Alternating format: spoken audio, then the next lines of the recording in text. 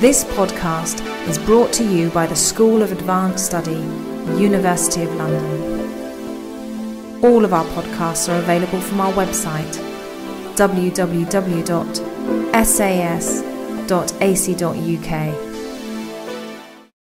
Good afternoon, everyone. I've got a very bad cold, so pardon my horrible sounding voice.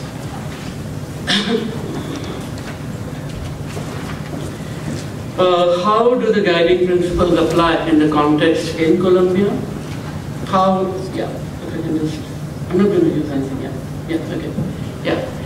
How do the principles apply in Colombia? What do they help? Do they harm? Do they take us forward? And how do they apply elsewhere in similar kinds of situations? Before I get into some of the details, I thought I'll mention a few things that we have done at the Institute of Human Rights and Business.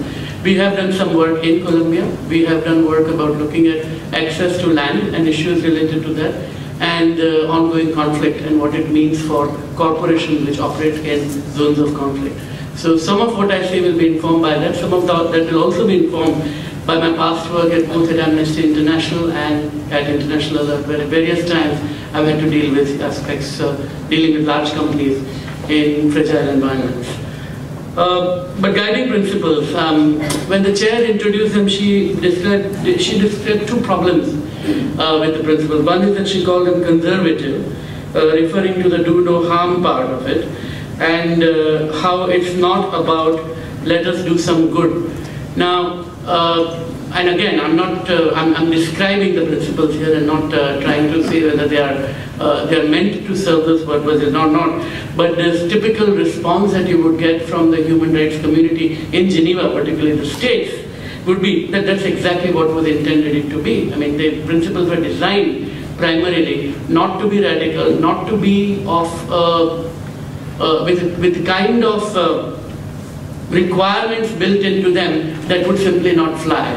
Because the UN's interrelationship with the whole equation of business and human rights over the years has been such that it has at various times tried to restrain activities, bad activities of corporations, going back to the Center for Transnational Cooperation on one hand, or even the UN norms late in the 90s and early in the 2000s. And each time it found that there would be resistance, stiff resistance from governments which did not want to give up or surrender part of their own sovereignty, which it would imply if there were to be any transfer. So they were always designed to be conservative. So that's one part of it. And the other is the whole issue of, and which is also a point that Anne touches upon, about the obligation of the state to control the activities abroad, extraterritorially. Now, while the guiding principles were never mandated to give a state the right to, or to authorize the state to action against its companies abroad, because it could again impinge upon the territoriality parts and sovereignty aspects of the other state, they certainly do not prevent states from taking certain steps. Here's what I mean by that. Things such as export controls, not exporting certain commodities or certain tools, including weapons, for example, to a particular government. States can certainly place restrictions on that. States can also place restrictions on companies that are about to go abroad to invest in terms of their access to finance for export. When they want trade financing and so on, there are definitely things that the companies can do, and there is nothing in the guiding principle that specifically prohibits a state from doing any of those activities. It doesn't necessarily spell them out, but it doesn't prohibit them either. So there is some hope that one can move forward in a way that would be beneficial for human rights on the ground in the kind of conservative framework as the chair has described it. So that's again something worth bearing in mind.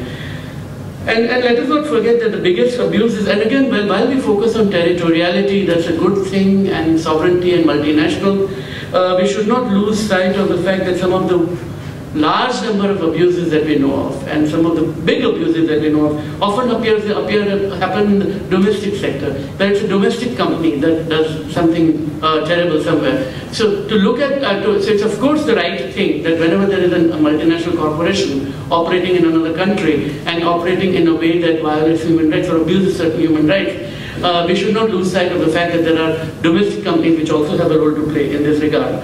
That is another point that is worth bearing in mind. Now, all that is happening, this whole domestic sector, small, large, state-owned, private sector, and the large multinational, creates a big smorgasbord. And it is in that context that what John Ruggie tried to do politically and philosophically is very interesting.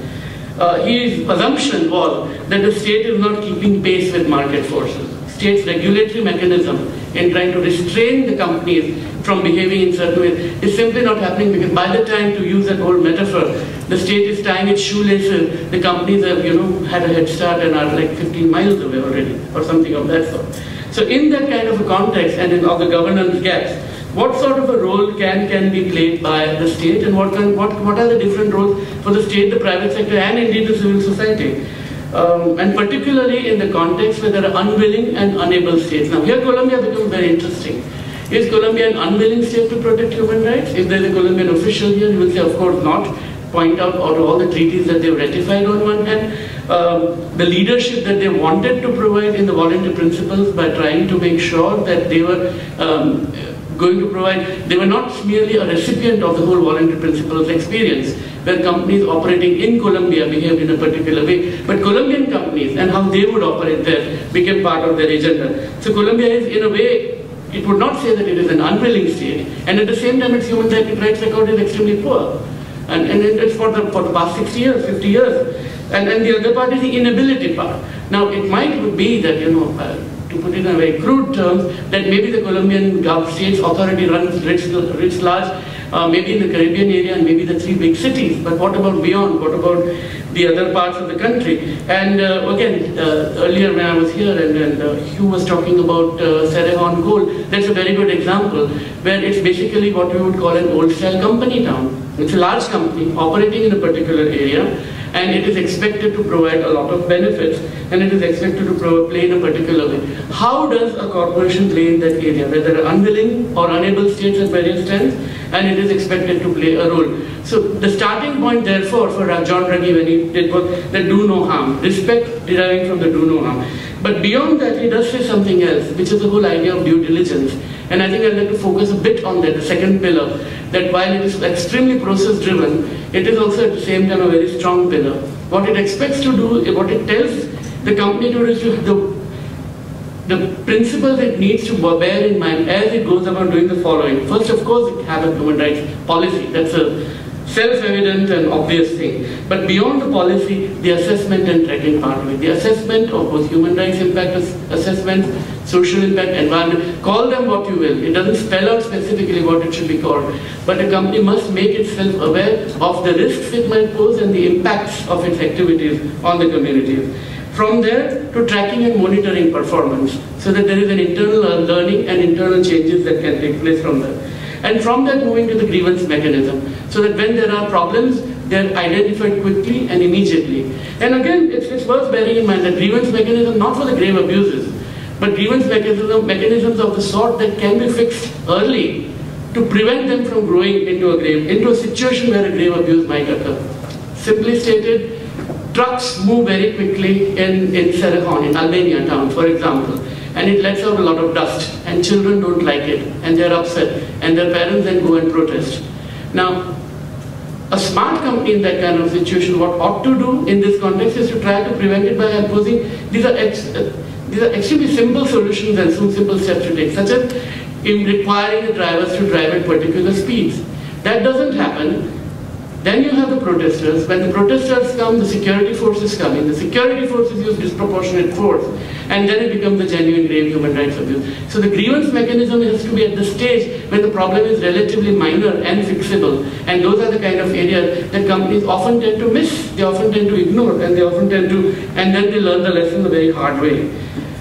But one thing at the same time, which both the principles don't do, and what also the governments will not want that to happen, is a transfer of obligations from state to the non-state actor. That is something that they are not keen at all about, and that is one reason why, in a way, the consensus with which the guiding principles were adopted and accepted are both its strengths and weaknesses. Weakness is exactly why someone would see them as conservative, and strength, because by not being very radical, it made sure all the states were along together at that time. So the challenge is how can they now be applied into other sectors? Now, one of the interesting parts is when the whole Ruggie process started, is that they had done it at the time of the first report, which came out I think in 2003, 2005. 5 or early 6. That report basically outlined areas where the Ruggie team found the largest number of cases where there were human rights abuses. And they found that they tended to coalesce around the extractive sector. That it was the extractive sector where the Amnesty, Human Rights Watch, Global Witness, take any human rights NGO you want to look at. The reporting was highest in that area, and apparel sector were the two where that came into being. The other interesting part, again, Anne showed that nice chart here about all the various initiatives. She put EITI there, I would add voluntary principles for security and human rights there. If one looks at all those cases, again, these were initiatives that came up where the industry itself took part in it. Industry wanted to create a system of some sort of enforced discipline so that they start operating in ways that were consistent with international standards and respectful of human rights standards. So that was another trend that was happening. And the third part was, which we haven't talked about, at least in the session that I have been here today, is the whole notion of the Alien Tort Statute, and where people have actually used litigation as a tool to go after specific companies. And again, if one were to look at the 150 odd cases that have been filed, a large proportion tends to revolve around the whole notion of extractive industries. So the extractive industries have been well covered. But how do they apply to other parts of the industry? And at the European Union now there is a move afoot now, and we at the Institute with Shift, another organization in the United States, are trying to develop more detailed guidance about how the guiding principles can be applied to 3 specific sectors. One is of course oil and gas, but other than it's the ICT, the information and communication technology sector. And the third is the migrant workers and their regulation. So what's happening is that the framework has come into being, governments are adopting it, they're saying they're liking it, and now they're looking at it in greater detail. Just as Anglo-American presented the framework and said how they fit in and how they're trying to retailer their policies and look at their own policies again from the perspective of guiding principles, other companies are doing that exercise too. And as it was expected and as it is inevitable, management consultancies and auditing companies have come about, saying that we have the silver bullet to fix all your problems. And that's where I would like to add a huge note of caution, because the guiding principles are not designed to do that. They are meant to change the way a company thinks, and that is primarily by raising the right question. Guiding principles are meant to get companies to analyze the situation internally so that the right problem areas crop up, and once they crop up, then they can take the decisions of what they need to take after that. But one of the questions that we are expected to find some solution towards in this session is whether guiding principles can prevent abuse. The short answer is no. There are no guarantees in life, just as the best laws in the world don't prevent crime. And guiding principles are not even law as such, they are soft law, they are an instrument, they are meant to reorient the thinking of a company to act in specific ways. So it cannot prevent an abuse, but it can help inculcate a culture in a corporation to make sure that the employees know that if certain steps are taken which lead to an abuse, then there will be disincentives for that. And there might even be, in a good case, there might be incentives built in to ensure that the right actions are being taken. Again, these are very minor steps probably in the grand scheme of things, and they certainly don't go to answer and deal with the major abuses that have taken place in the past in terms of redress. For that, of course, there are the courts of law, but that's where it is. So they are not the silver bullet. They cannot fix poverty, they cannot fix inequality, they will not stop human rights abuses and human rights violations.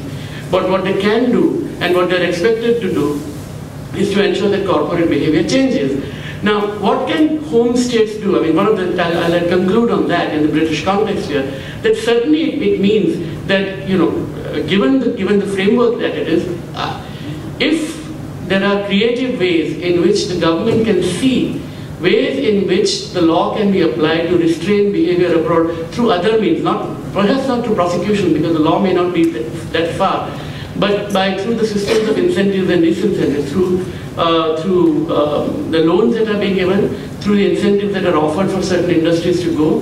That is one area that it can be done. And the other is speaking from a common song sheet. Governments always have this issue that parts of the government are extremely committed to the agenda, which in this case might be the Foreign Office, but all the other aspects have to be aligned to it, whether it is the part of the government whose job it is to encourage more trade and investment with a particular country, and the part of the government which is for poverty alleviation. Now each of these have to be on the same plane to make sure that this becomes a reality, so that when the companies are actually going out, they go with some clarity, and when they operate, they have a framework which again helps them ensure that their actions are consistent with international standards. Thank you.